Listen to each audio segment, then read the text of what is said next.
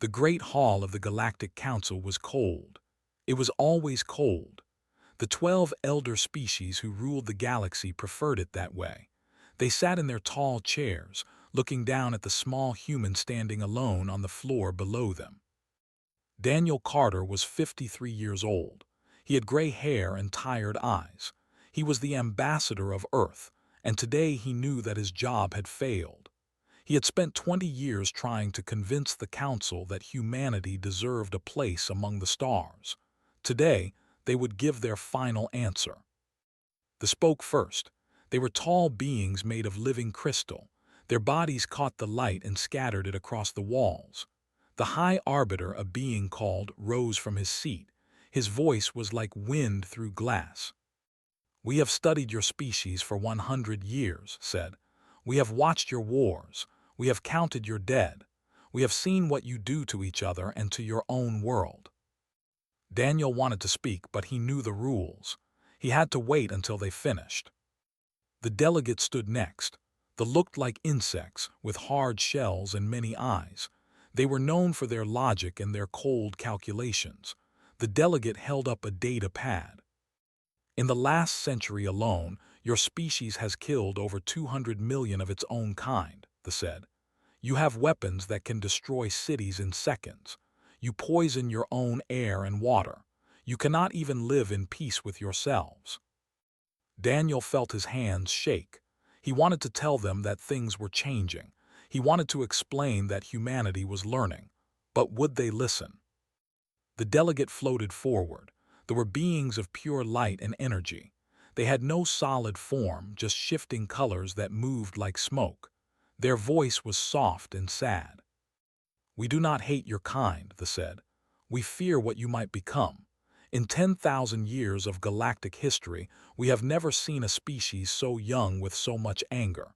If we let you join us, you will bring that anger to the stars." One by one, the other species spoke. The tall warriors with scales and sharp teeth called humans weak pretenders who played at war. The small beings with large eyes and gentle voices said they could not risk their children near such violence. The shapeshifters who could become anything said humans could not be trusted because they could not even trust each other. Finally raised his hand for silence. The hall went quiet. "The Council has voted," said. "The decision is final. Humanity is too dangerous to join the galactic community. You will be contained." Daniel stepped forward. "Please," he said. "Give us more time. We can change. We are changing." Looked down at him with eyes that had seen civilizations rise and fall. "We have heard these words before from other species who burned themselves to ash. We will not make that mistake again. Your system will be sealed. No ship will enter or leave. You will remain on your world until you learn peace or until you destroy yourselves." Daniel felt his heart break. "How long?" "As long as it takes," said. "Perhaps forever." The containment field went up 3 months later. It wrapped around the entire solar system like an invisible wall. Human ships that tried to pass through simply stopped working. Their engines died. Their power failed. They drifted until rescue ships brought them back. The people of Earth watched their sky change. The stars looked the same, but now they were prison bars. The galaxy had locked them away and thrown away the key. The first years were the hardest. Some people gave up hope. Some people got angry. There were riots in the streets. Governments blamed each other. Old wars almost started again. But something strange happened. When humans realized that no one was coming to help them, they stopped waiting. When they understood that they had only each other, they started working together. The old borders between countries began to fade. It happened slowly at first. Scientists shared their research instead of hiding it. Doctors worked together across oceans. Engineers built things that no single nation could build alone. Daniel Carter did not live to see it happen. He died 10 years after the exile began, still hoping that someone would come to save them. But his granddaughter, Lisa Monroe, grew up in a different world. By the time Lisa was born, Earth had one government. The old flags still flew, but they meant something different now. They were symbols of history, not division. People still remembered the old countries, but they thought of themselves as human first. Lisa joined the space fleet when she was 22. The fleet was small then, just a few ships that patrolled the edges of the containment field looking for weaknesses. She rose through the ranks quickly. By the time she was 40, she was an admiral. The research station on Europa was her favorite place. The scientists there were working on something secret, something that could change everything. Dr. Hampton was the lead scientist. He was a thin man with wild hair and excited eyes. He had spent 30 years studying the containment field, trying to understand how it worked. "The field stops our engines because it blocks the energy we use," explained to Lisa one day. "Every species in the galaxy uses the same basic technology: warp lanes, energy conversion. The Council knows how to stop all of it." Lisa nodded. "So we need something they do not know." Smiled. It was the smile of a man who had found a secret. "We need something they have never seen, something they cannot imagine." He showed her the plans for the fold drive. It was completely different from anything the Council used. Instead of pushing through space, it folded space itself. It made shortcuts through dimensions that the Council had never explored. "Will it work?" Lisa asked. "I do not know," admitted. "The math says yes, but we have never tested it. If it fails, the ship might end up anywhere or nowhere." Lisa looked at the plans for a long time. She thought about her grandfather who had begged the Council for mercy. She thought about the children being born on Earth right now, who had never seen an alien sky. She thought about 200 years of waiting. "Build it," she said. The first test was 6 months later.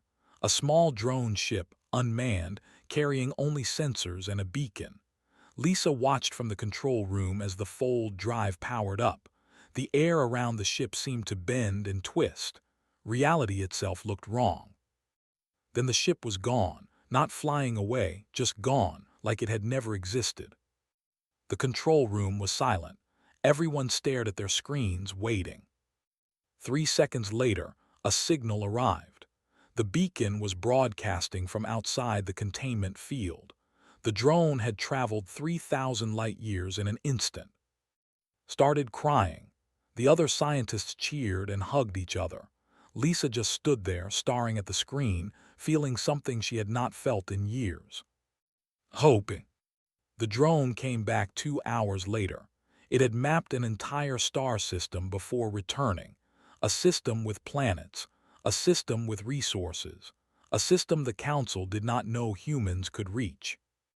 Lisa turned to her crew. "Tell no one outside this room," she said. "We have a lot of work to do." They built the first manned ship in secret. They called it the Horizon. It was not big or beautiful. It was built for survival, not comfort. Lisa would captain it herself. On the day of launch, she stood on the bridge and looked at her crew. 12 people. 12 humans who were about to do something impossible. "The Council said we would destroy ourselves," Lisa said. "They said we would never learn. They locked us away and forgot about us. Today we proved them wrong."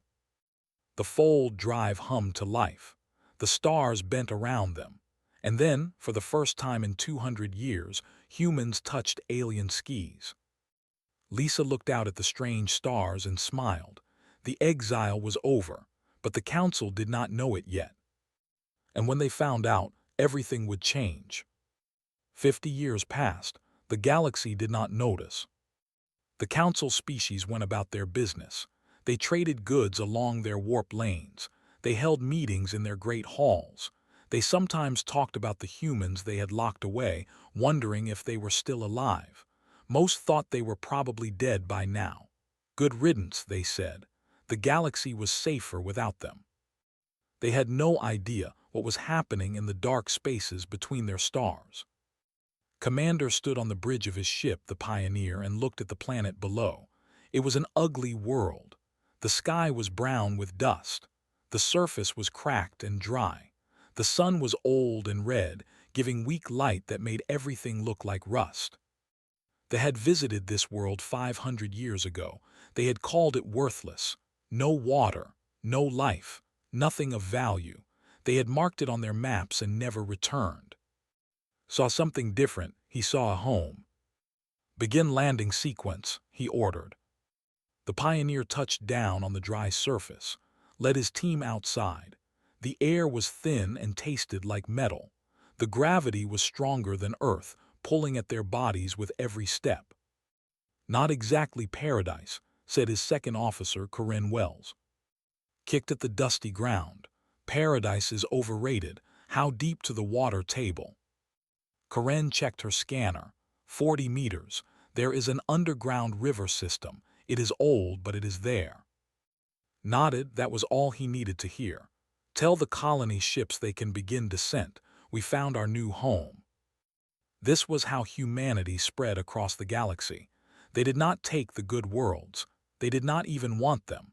The good worlds were watched by the Council. Patrols passed through those systems regularly. Any human presence would be spotted immediately. Instead, humans took the forgotten worlds, the broken worlds, the worlds that other species had thrown away like garbage. On New Haven, colonists built cities in deep caves, safe from the radiation storms that swept the surface. On Frost, they carved homes into glaciers and heated them with nuclear reactors. On Cinder, they lived in domes that floated above lakes of liquid metal. Every world was different, every world was hard, and every world made humans stronger. The colonies connected through a network they called the web. It used the fold drive technology to send messages through folded space. The signals were invisible to Council sensors. A message could travel from one side of the galaxy to the other in seconds, and no one would ever know. On the hidden moon of Sanctuary, Brooks coordinated everything. He was the Secretary of Expansion, the most important job in human civilization. His office was a small room with too many screens. Every screen showed a different colony, a different problem, a different opportunity. Was 60 years old and had not slept well in decades. The weight of 50 billion lives pressed down on him every day. One mistake could expose them all. One careless ship, one detected signal, one unlucky encounter with a Council patrol. Everything they had built could come crashing down. Status report, said to his assistant Maya Torres. Maya pulled up the data. 412 colonies now active. Population just past 50 billion. The colony on Nexus 7 is ahead of schedule. They should be self-sufficient within 2 years. Nodded, good news was rare. He appreciated it when it came. Any close calls? A survey ship passed through the Delta Vega system last week. Our colony there went dark for 6 hours. No detection. Too close, said. We need better early warning systems. Maya hesitated. There is something else. Dr. Mitchell has requested a meeting. She says she has made a breakthrough. Raised an eyebrow. Mitchell was the most brilliant scientist in human space. If she said she had a breakthrough, she probably had something that would change the world. He met her in the research wing an hour later. Was a small woman with short gray hair and sharp eyes. She did not waste time with greetings. I have cracked the code, she said. Human adaptability, I know how to enhance it. She showed him the data. For decades, scientists had wondered why humans could survive in so many different environments. Other species needed perfect conditions. They died when things got too hot or too cold or too dry. Humans just adapted. Had found the genetic switches that controlled this adaptation. More importantly, she had found a way to push them further.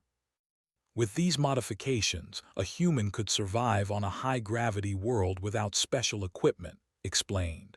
They could breathe thinner air. They could handle temperature extremes that would kill an unmodified person. We would not just adapt to harsh worlds, we would thrive on them. Stared at the data.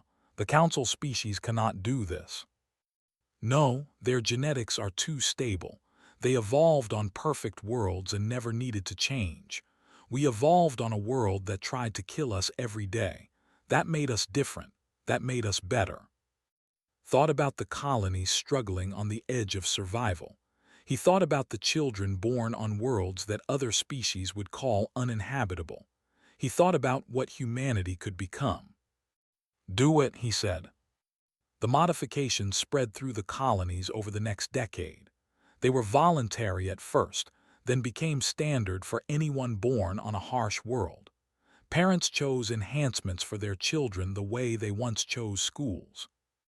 A generation grew up that was more than human, not in a scary way, not in a way that made them monsters, just stronger, more resilient, better suited to the universe they lived in. The Council noticed none of it.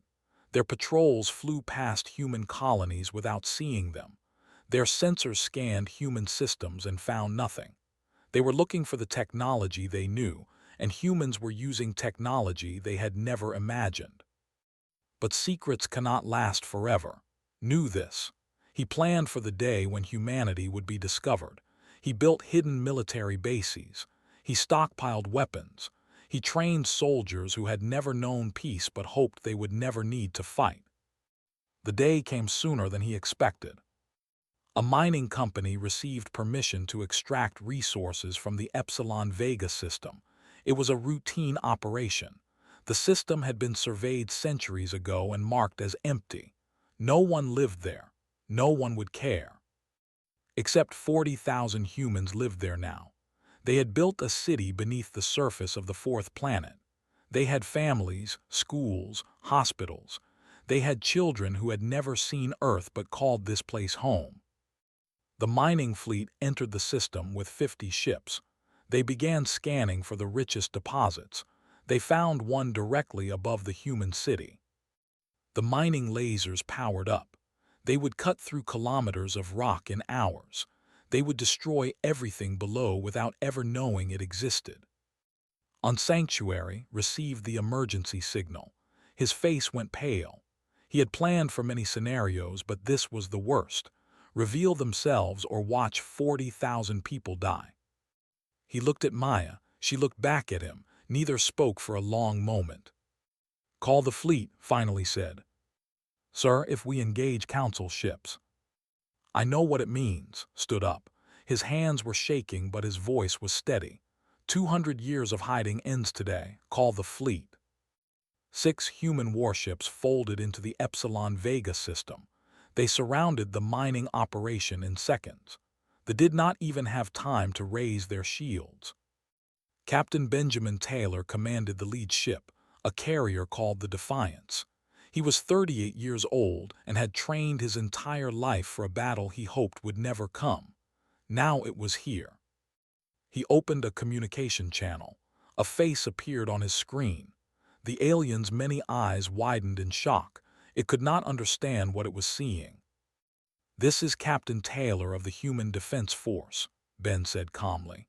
"You are drilling above a populated area. We request that you stop immediately and relocate to the southern continent." The commander found his voice. "Impossible. Humans are contained. Humans cannot be here." "And yet here we are." Ben kept his voice friendly. "I understand this is confusing, but we have 40,000 people below your drill site.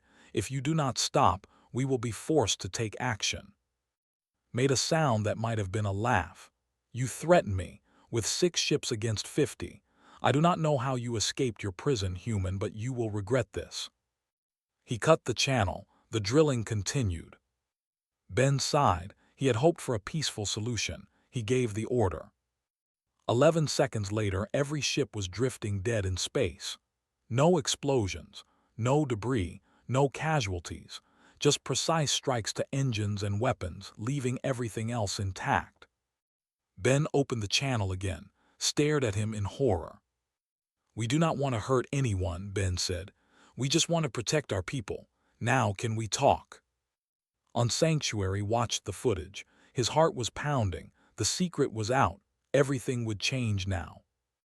He started composing a message to the Galactic Council. After 200 years of silence, humanity had something to say. The commander floated in zero gravity. His ship was dead around him. Emergency lights cast red shadows on the walls. His crew drifted past, confused and afraid. They had never been defeated. They had never even imagined it. Human Marines entered through the airlock. They moved in perfect formation, their weapons ready but not raised. They wore black armor that seemed to absorb the light. Their faces were hidden behind helmets. Watch them approach. He expected violence. He expected cruelty. That was what humans were supposed to be. That was what the Council had taught every species for 200 years. Humans were monsters. Humans killed without reason. The lead Marine removed her helmet. She was young, with brown skin and calm eyes. She smiled at him. "Commander, I am Sergeant Diana. Are you or your crew injured?" "Did not understand. You attack us and ask if we are injured." "We disabled your ships. We did not attack your people." Diana holstered her weapon. "We have medical teams standing by if anyone needs help. We also have food and water. Your life support will last another 12 hours, but we thought you might be more comfortable on our ship while we sort this out." One of the officers hissed, "It is a trap. They will take us prisoner. They will torture us for information." Diana laughed. It was a genuine laugh, not mocking. "We already know everything we need to know. We have been watching the Council for 50 years. We know your patrol routes, your communication codes, your military strength. We do not need to torture anyone." This was true, and it scared more than any threat would have. How could humans know so much? How could they have hidden for so long? He was brought to the Defiance and given quarters that were small but clean. A human brought him food, strange things he did not recognize but which tasted surprisingly good. Another human came to check on his health, scanning him with devices and asking about biology. Finally, Captain Benjamin Taylor came to see him. Ben was not what expected. He was not tall or muscular. He was average in every way, with a friendly face and patient eyes. He sat across from like they were old friends meeting for a chat. "I apologize for the inconvenience," Ben said. "This was not how we wanted to reveal ourselves. We had hoped for a few more decades of preparation." Tilted his head. "Why did you not destroy us? You had the advantage, complete surprise. You could have killed every in this system and no one would have known for months." Ben considered the question. "Because killing you would not have solved anything. It would have proven every bad thing the Council says about us. It would have started a war we might win but would definitely regret." "You could win a war against the Council." Ben smiled. "We do not know. We hope we never have to find out. That is why we showed restraint today. We want peace, Commander. We have always wanted peace. The Council just never gave us the chance to prove it." Thought about his training. He thought about everything he had learned about humans. They were supposed to be irrational, driven by emotion, unable to control their violent impulses. But this human was calm. This human was reasonable. This human made sense. "What happens now?" asked. "Now we send you home with a message." Ben handed him a data chip. "Humanity requests a meeting with the Galactic Council. We want to discuss our place in the galaxy. We want to resolve this peacefully." "They will not listen. They are afraid of you." "Then they should be more afraid of what happens if they refuse." Ben leaned forward. "Commander, I want you to understand something. We have 400 worlds, 50 billion people, technology the Council has never seen. If we wanted revenge for 200 years of exile, we could have taken it. We chose not to. That should tell you something about who we really are." The fleet was repaired enough to limp home, carried the message personally to the Council. He stood before the same hall where Daniel Carter had begged for mercy 200 years ago, but his words were very different. "They let us go," told the Council. "They could have killed us all. They did not. They could have taken our ships. They did not. They asked me to deliver this message and they trusted me to do it." High Arbiter took the data chip. His crystalline body flickered with confusion. This must be a trick, some kind of trap. I thought so too, admitted. But I watched them for 3 days. I saw how they treated my crew. They were kind. They were patient. They were everything we were told humans could not be. The council debated for hours. Some refused to believe. The humans must have brainwashed him. The humans must have threatened his family. No species changed that much. No species could. Others were more thoughtful. The delegate pointed out that 200 years was many generations for humans. Species could evolve. Cultures could transform. Perhaps the exile had done what it was supposed to do, just not in the way they expected. The debate was still raging when Ambassador arrived. She came on a small ship, alone except for a pilot. She wore simple clothes, dark blue, nothing fancy. She was 34 years old and had been preparing for this moment her entire life. Security scanned her for weapons. They found none. They scanned her for recording devices. They found several which she openly surrendered. They scanned her for biological threats. She was clean. She walked into the council chamber with her head high. Every eye, every sensor, every consciousness in the room focused on her. She was the first human to stand in this hall in 200 years. Looked at the 12 species arranged before her. She had studied them all. She knew their histories, their cultures, their fears and hopes. She knew what words would reach them and what words would push them away. She spoke first in the language of the council's leaders.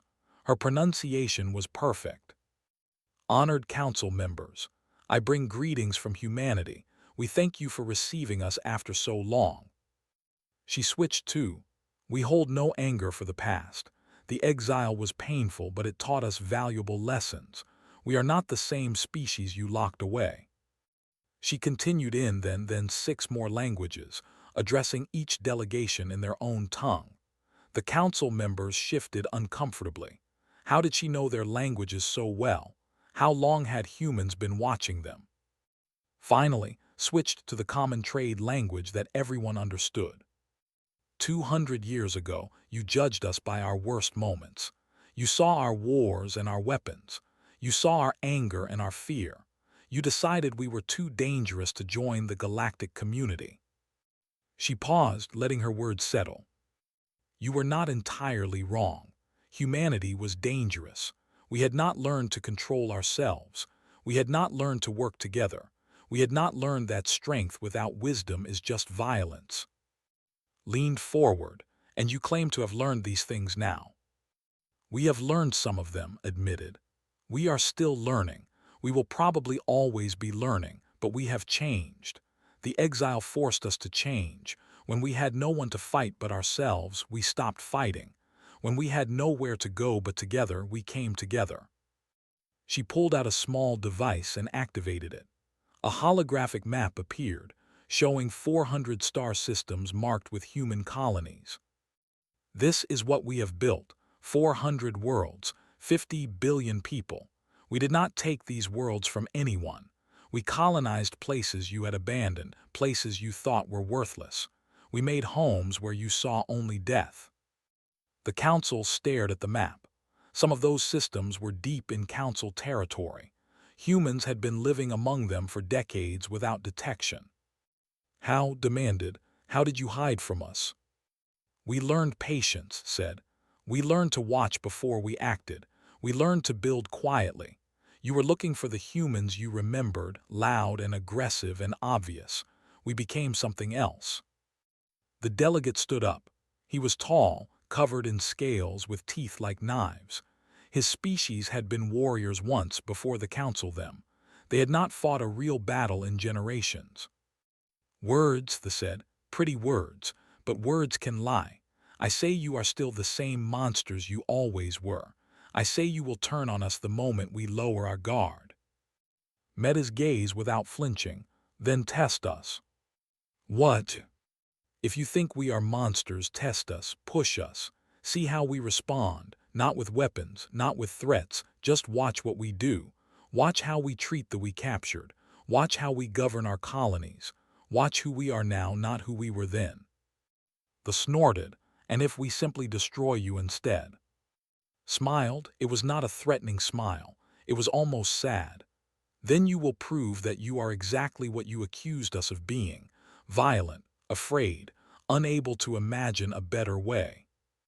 The chamber went silent. No one had ever spoken to the like that. No one had ever been brave enough. Raised his hand for order. What exactly do you want, Ambassador? Three things, said. First, recognition of human territorial claims. The worlds we have colonized are ours. Second, membership in the Galactic Council, full membership with all rights and responsibilities. Third, an official acknowledgement that the quarantine of Earth was unjust. Unjust, his voice crackled like breaking glass. We saved the galaxy from you. You judged an entire species based on the actions of a few. You punished children for the sins of their ancestors. You decided we could not change without giving us the chance to prove you wrong. Shook her head. That was not justice.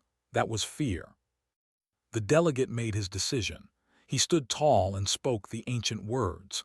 I invoke the right of challenge, the declare war on humanity. We will cleanse the galaxy of your plague. Nodded, she had expected this. Then we will defend ourselves. But know this, we will not seek revenge. We will not destroy your worlds. We will stop when you stop. We are better than what you think we are. She turned and walked out of the chamber. Behind her, the council erupted into chaos.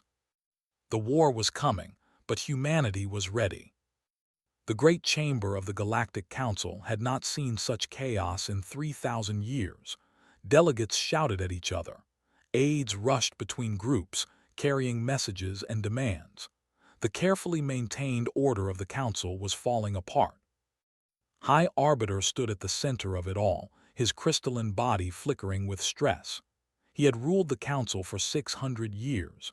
He had guided them through crises and conflicts, but he had never faced anything like this. Humans, everywhere he looked, humans were the problem. They had escaped their prison. They had built an empire under the council's nose. They had technology no one understood. And now they wanted to start a war that could tear the galaxy apart. Order commanded. His voice boomed through the chamber, silencing the chaos. We will discuss this calmly. The delegate general stepped forward. He was even taller than most of his kind, with scars covering his scaled face. He had earned those scars in training, since they had not fought a real enemy in generations. There is nothing to discuss, said. The humans have proven they are a threat. They have ships that can appear anywhere without warning. They have colonies we never detected. They are probably watching us right now, learning our weaknesses. We must strike first before they grow stronger. The delegate raised a hand. General, Commander reported that the humans showed mercy. They disabled our ships but did not destroy them. They treated our crew with kindness. Perhaps we should consider their offer of peace. Laughed. It was a harsh sound like rocks grinding together. Mercy is a trap. They want us to lower our guard. The moment we trust them, they will strike. I have studied human history. They are masters of deception. The delegate floated forward. We have also studied human history. Yes, they have wars and violence, but they also have art and music and love. They are not simple creatures. They are complex like all intelligent species. Perhaps we judged them too quickly before. You would trust them, demanded, after everything we know. I would give them the chance they asked for. Watch them. Learn who they truly are. If they are still monsters, we will know. If they have changed, we will know that too. The debate continued for hours. Some species sided with the calling for immediate military action. Others urged caution, worried about a war they might not win. A few quietly wondered if humanity deserved the second chance they were asking for. Listen to all of it. He remembered standing in this same chamber 200 years ago, passing judgment on a species he barely understood. He remembered the human ambassador, Daniel Carter, begging for mercy. He remembered saying no. Had he been wrong? He pushed the thought away. The council had made its decision based on the evidence. Humans had been violent. Humans had been dangerous. The containment was necessary. But humans had also escaped the containment. They had built something new without the Council's knowledge or permission. They had changed in ways no one predicted. Maybe the Council had been wrong about what humans were capable of becoming. The war fleet assembled over the next 6 weeks. 8,000 ships, the largest military force gathered since the wars. Every vessel was pulled from patrol duty and brought to the staging area. Warriors who had never seen combat trained day and night, eager to prove themselves. General commanded the fleet from his flagship, the Destroyer of Hope. It was an old name from a time when there had been true warriors, intended to restore that legacy. The Council gave him one order: eliminate the human threat. No negotiations, no mercy, complete victory. Accepted the order gladly. He had waited his entire life for a real battle. Humans would give him one. On Sanctuary, Brooks watched the preparations through a network of hidden sensors. Human spies had penetrated Council space decades ago. They had placed listening devices on Council ships, in Council stations, even in the Council chamber itself. Nothing the enemy did was secret. 8,000 ships, said quietly. They are not playing around. Admiral Hayes stood beside him. Was the commander of human military forces, a position that had been largely ceremonial until now. He was 52 years old, with silver hair and the steady eyes of a man who had accepted what was coming. Our visible forces are around 2,000 ships in the Sol system, said. They think they have us outnumbered 4-1. Allowed himself a small smile. In our actual strength, 23,000 combat-ready vessels spread across the web, another 10,000 in reserve. We have been building for 50 years. They have been resting. Nodded. The plan was simple but depended on perfect timing. Let the approach Earth. Let them think they were winning, then spring the trap. Casualties? Asked. On our side, minimal if we execute correctly. On theirs, hesitated. We can disable their fleet the same way we disabled the precise strikes to engines and weapons. They will be helpless but alive. And if they refuse to surrender, if they keep fighting even after we beat them. His face was hard. Then we do what we must, but only what we must. We are not going to become what they think we are. Put a hand on his shoulder. Make sure every captain understands that. We want to prove a point, not start a genocide. 6 weeks later, the fleet entered the Sol system. They came out of warp in perfect formation, 8,000 ships arranged like a wall of death. Their weapons powered up, their shields activated. They were ready for the fight of their lives. What they found surprised them. Earth was defended but not impressively.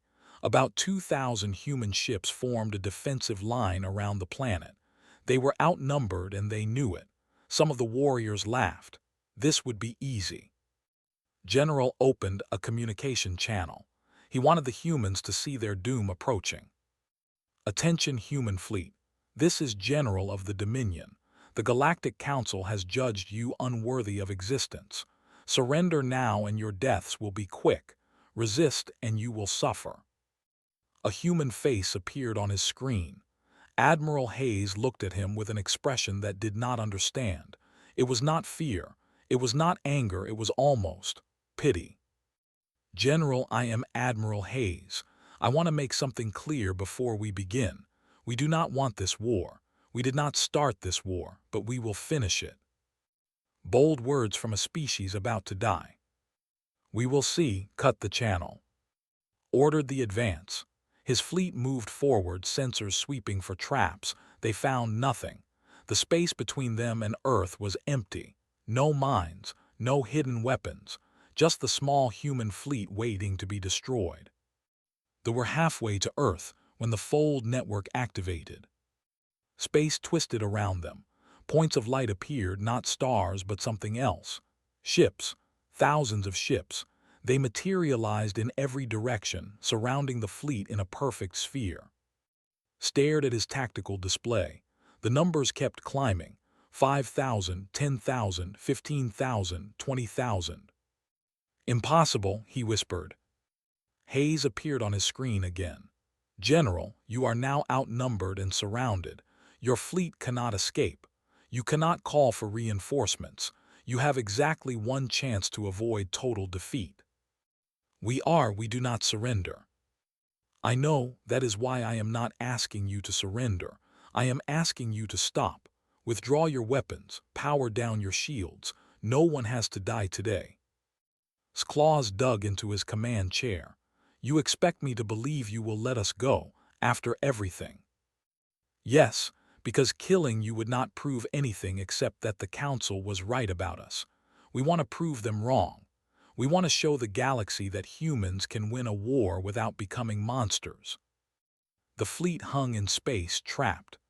Officers looked at him, waiting for orders. Some wanted to fight, some wanted to live. All of them were afraid, though they would never admit it.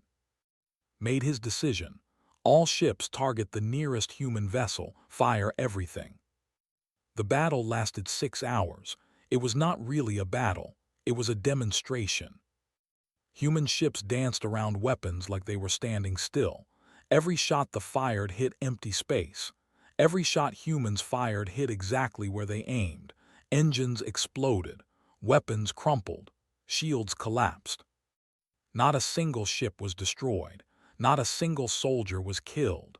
The humans did exactly what they said they would do. They won without becoming monsters.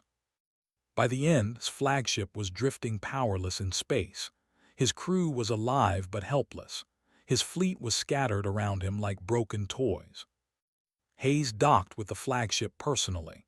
He walked through the damaged corridors and found standing on his bridge, surrounded by the wreckage of his ambitions. General said, "It is over."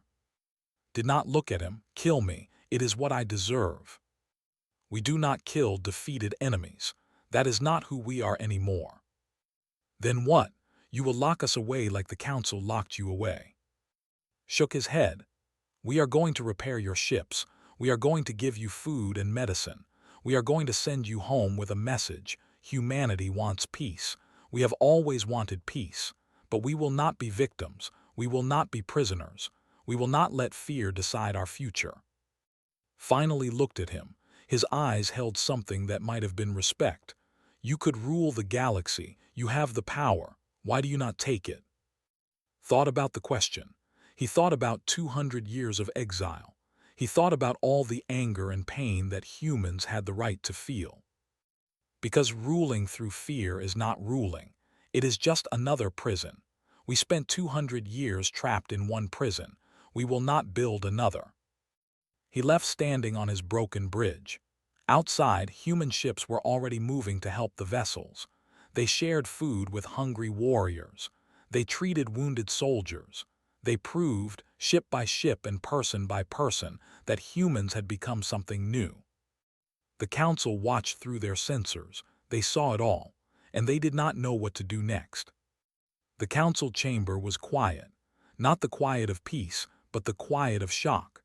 The 12 elder species sat in their tall chairs, staring at the images floating before them. 8,000 ships, disabled but not destroyed.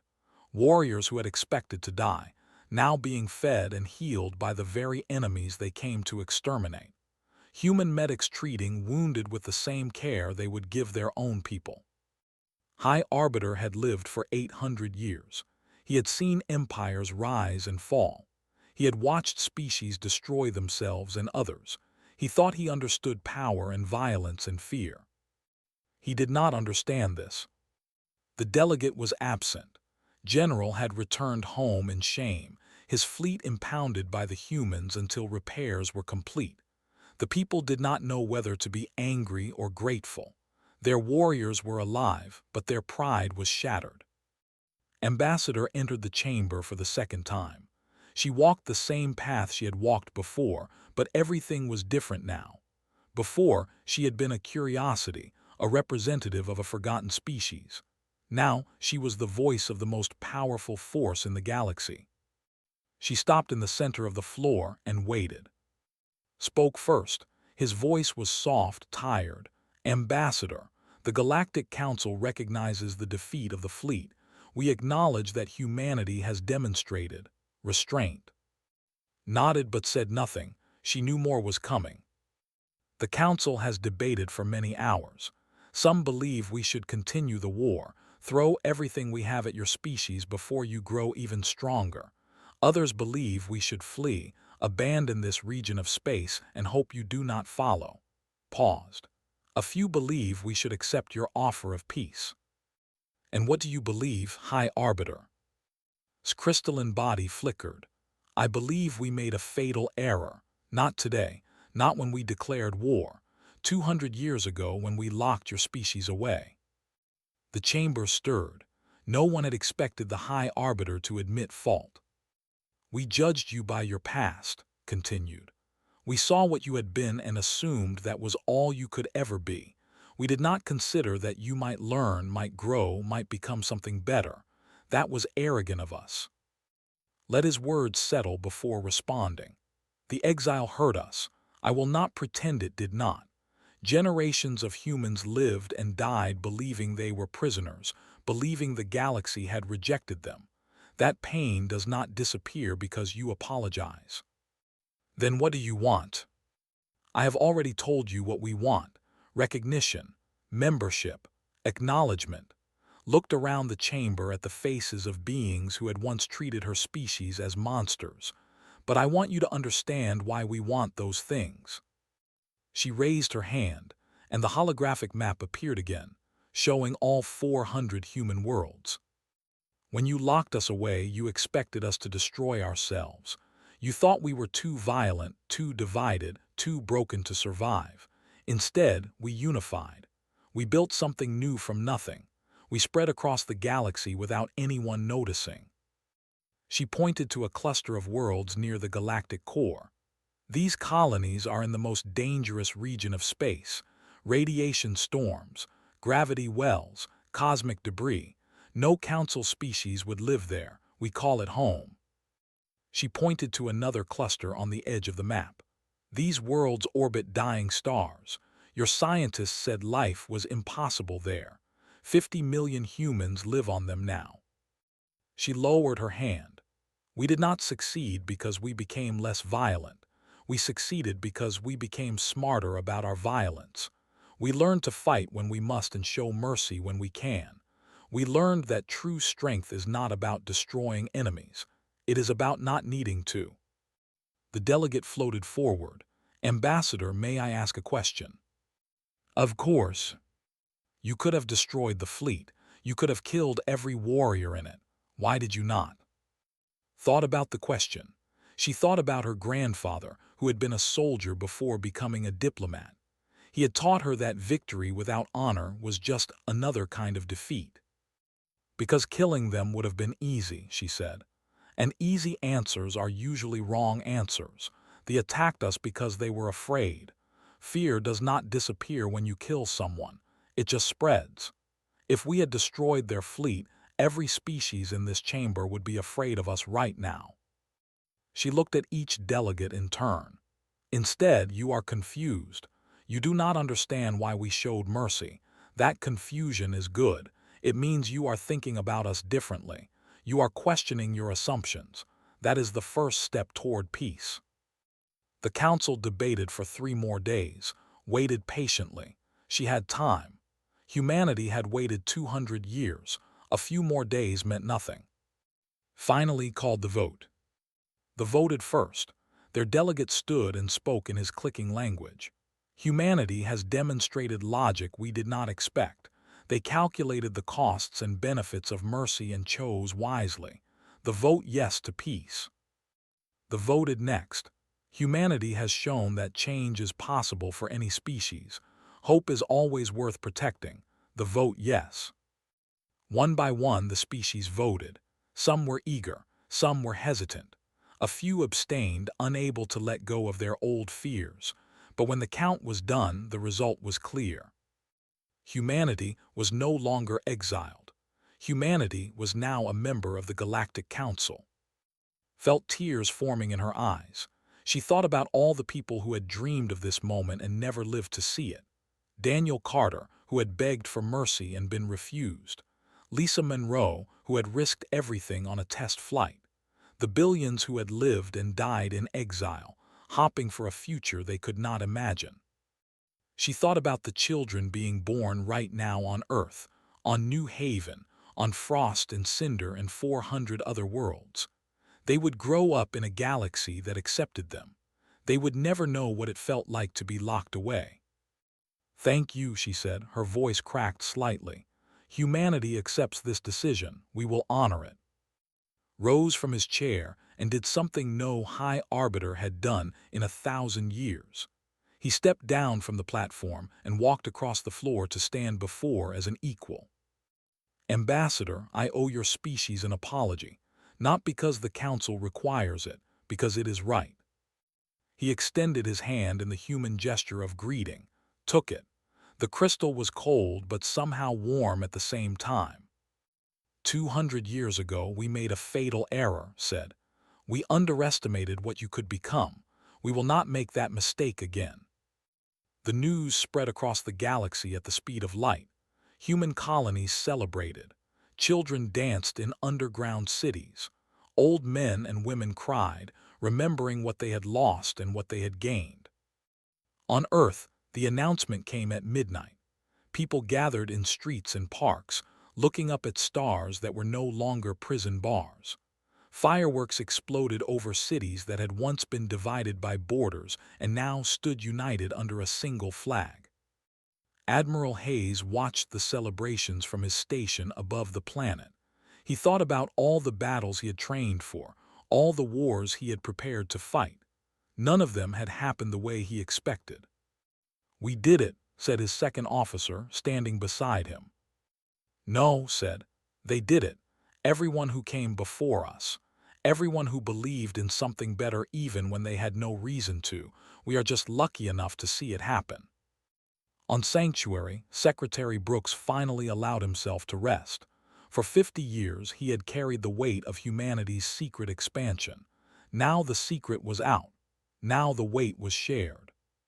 He looked at the map showing all human worlds, no longer hidden, no longer afraid. They were part of the galaxy now. They belonged. Maya Torres brought him a drink. "What happens next?" "Everything changes. Trade agreements, technology sharing, cultural exchange. We have 400 years of catching up to do."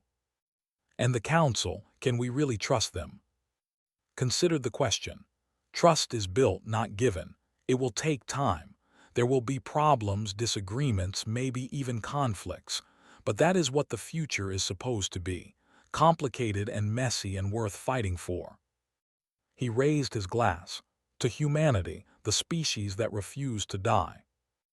On New Haven, the colony that had started it all, Dr. Mitchell sat in her laboratory and looked at her latest results. Human adaptation was accelerating. Each generation was better suited to the harsh worlds they called home. In 1,000 years, there might be dozens of human subspecies, each perfectly adapted to their environment.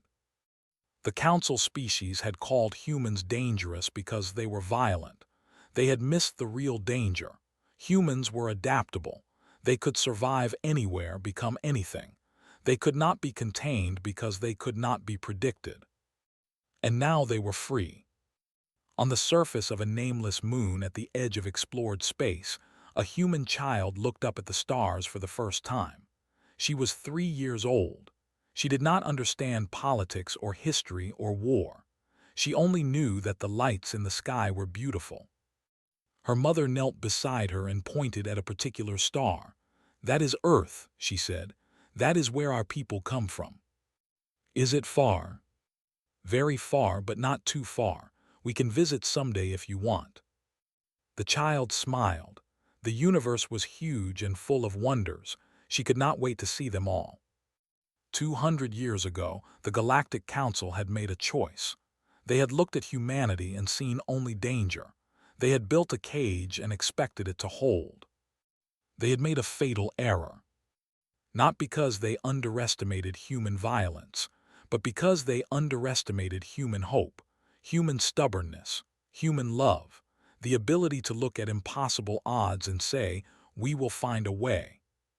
The exile was over, the cage was broken, and humanity was finally home among the stars.